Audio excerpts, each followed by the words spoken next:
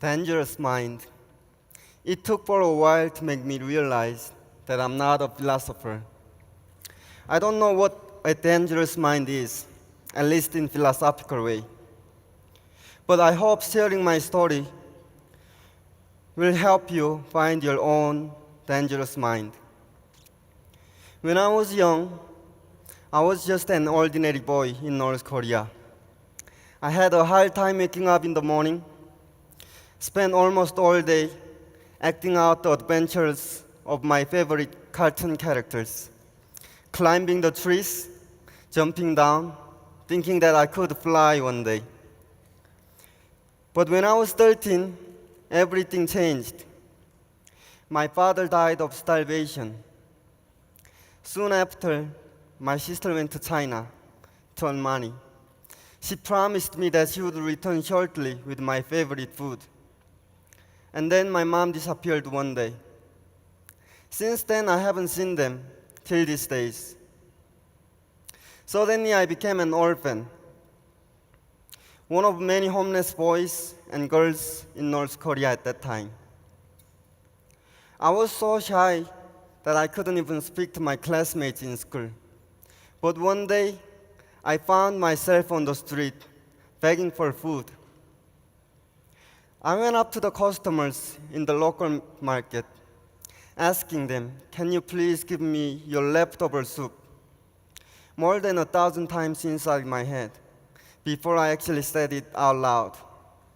This is where I gave up my dignity. I gave up to live as human. All I worried was about being survived. The city market, a place almost all children came here at least once in their childhood, tagging along with their mothers, deciding which toys to buy. But now it became a place for begging, a place to survive for the next 2 hours. The train stations, where I used to come with excitement to visiting my grandparents in another town, became a shelter for a long, chilly night with an empty stomach. My first night in the train station, I cried so much, lying down on the corner of a wooden bench. The station reminded me of the past, the times that I came here with my parents and my sister, waiting for the train to come, excited to start another family trip. What made me cry the most was not the hunger pain or cold. It was the loneliness, the emptiness inside my heart. During this time, I saw countless malnourished children lying on dirt, agonizing with their hunger pains, waiting for their times to come. Once, I saw about a 5-year-old boy lying down, repeating the same word over and over: food, food, food. The next day, he began to call, "Mom, Mom, where are you, Mom?" This was his last word, wishing his mother would bring him food. The next 2 days, he just whispered so softly that I couldn't understand what he was trying to say. When he died, the police came over and took away the corpse. Homeless friends I met during this time were probably the smartest friends I met. Some were only 5 years old, some just turning 8. We didn't have any education. Some didn't even know how to multiply 9 times 9. But we came up with our own ways to survive. For example, in a market, the most popular place for homeless was the food court. We stored what we found there, but it became harder and harder to do so because the merchants came up with their own ideas to protect their food from us by covering with fishing nets so that people were able to see what was it there for sale, but almost impossible for us to steal it. So instead, we went to vegetable markets, where they sell peppers, onions, and garlics. The merchants didn't expect we were going to steal raw peppers, so it became easier to steal. But when I say steal, I don't mean massive, maybe 5 pieces of peppers. Then we went back to the food court to exchange with food.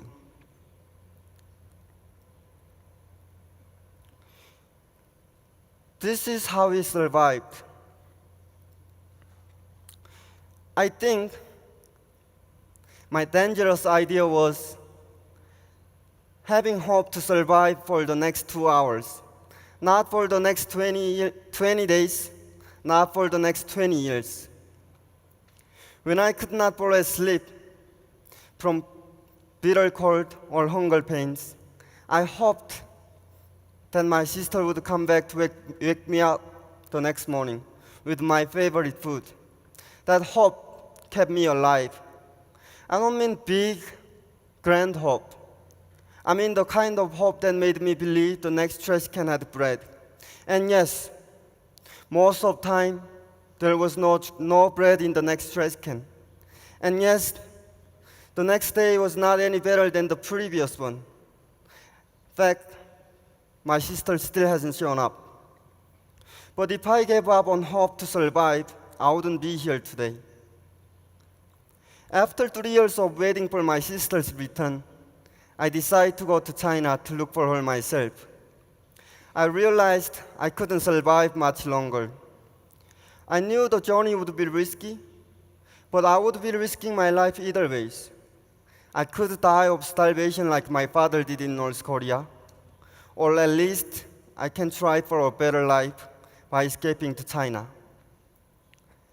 I had learned that many people try to cross the river during the nighttime to avoid being seen by anyone. North Korean border guards often shoot and kill people who try to cross the border without permission. Chinese soldiers will catch and send them back to North Korea, where they face severe punishment. I decided to cross during the daytime. First, because I was still a kid. I was afraid of the dark. And since not many people tried during the daytime, I thought that I might be able to make it without being seen by anyone. I made it to China on February 15, 2006. I thought things in China would be easier since there was more food. But it was even harder than living in North Korea because I was always worried of being caught and sent back. By a miracle, some months later, I met an NGO called Liberty in North Korea, or LINK, who runs an underground shelter for North Korean refugees in China. By their help, I was able to go to the United States as an North Korean refugee.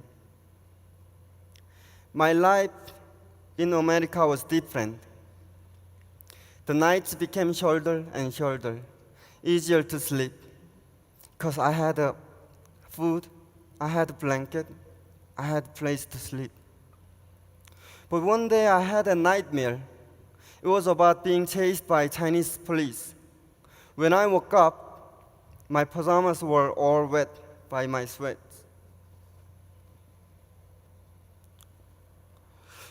My anxious about my own survival was gone, but I realized that my friends were still living in a nightmare every day.